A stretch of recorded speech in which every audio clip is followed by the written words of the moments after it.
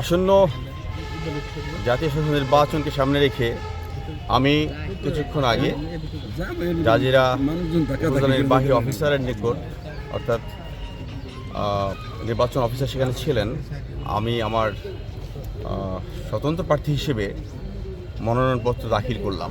মনে হচ্ছে প্রক্রিয়া যেহেতু শুরু হয়েছে, প্রক্রিয়াটা ভালো লেগেছে, আগামী দিনগুলো সুন্দর যাবে এবং আমরা সুন্দর সময়ের প্রত্যাশা আশা করছি সম্পূর্ণ প্রক্রিয়াটি নিরপেক্ষ এবং সুষ্ঠু পরিবেশের মধ্য দিয়ে সমাপ্ত হবে।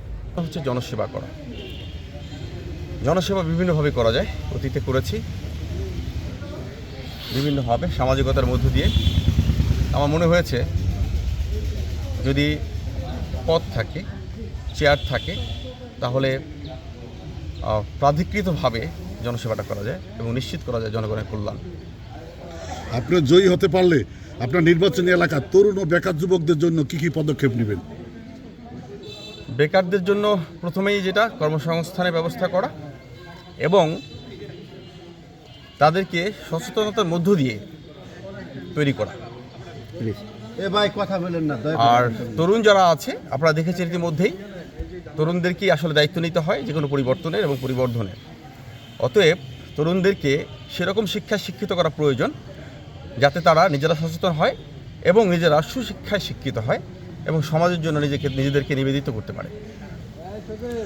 নারী অধিকার এবং নারীর স্বাধীনতার বিষয়ে আপনার অবস্থান কি হবে? আপনারা শুনেছেন যে নারীর অধিকার বলতে আমরা কি বুঝি সেটা আসলে প্রথমে বুঝতে হয় আমাদেরকে। সেটা যদি আমরা সুন্দরভাবে সংজ্ঞাটা খুঁজে পাই তাহলে বোঝা যাবে নারীর যে অধিকার রয়েছে আসলেই চমৎকারভাবে ইসলামেও বর্ণনা করা হয়েছে এবং আমাদের শ্রেষ্ঠ মানব মহানবী সাল্লাল্লাহু আলাইহি সাল্লাম তিনি নারীদের অধিকার যেভাবে তার আদর্শের আদলে নিশ্চিত করতে বলেছেন সেভাবে আমরা চেষ্টা করব ইনশাআল্লাহ। জয়ী হলে এলাকায় উন্নয়নের কোন কাজগুলো আপনি বিষয়ে অগ্রাধিকার দিবেন?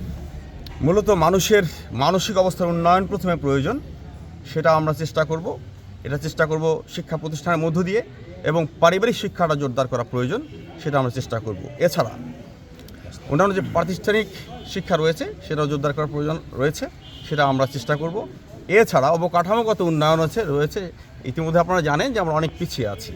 রাষ্ট্রের অন্যান্য উপজেলা বা অন্যান্য নির্বাচনী আসনের কথা চিন্তা করেন, সেই তুলনায় আমরা অনেক পিছিয়ে আছি। প্রথমে আমরা করব যেটা, অন্যান্য যে এনটিটি রয়েছে তাদের সমমানে আসা, এরপরে আরও বেশি উন্নয়ন কীভাবে করা যায় সেটা আমরা চিন্তা করব।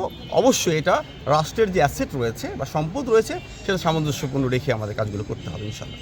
আচরণবিধি লঙ্ঘন করে মনোনয়নপত্র জমা দিচ্ছে, এটা নিশ্চয়ই অপরাধ। আমরা অবশ্যই আচরণবিধি লঙ্ঘন করতে চাই না, অতীতেও করিনি এবং ভবিষ্যতেও করব না।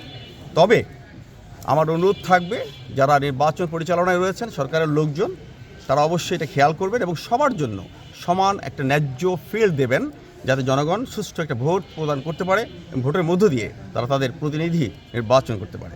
অবশ্যই আমি আশাবাদী, বিকজ আমি মানুষের সেবা করছি দীর্ঘদিন ধরেই, ব্যক্তিগতভাবে এবং সামাজিকভাবে মানুষকে সাথে নিয়ে, এবং মানুষের ডাকেই আমি আসলে মাঠে এসেছি। মানুষের ডাকে যেহেতু এসেছি, আমার দৃঢ় বিশ্বাস যে সুষ্ঠু নির্বাচন হয়, জনগণ আমাকে ভোট দেবে ইনশাআল্লাহ।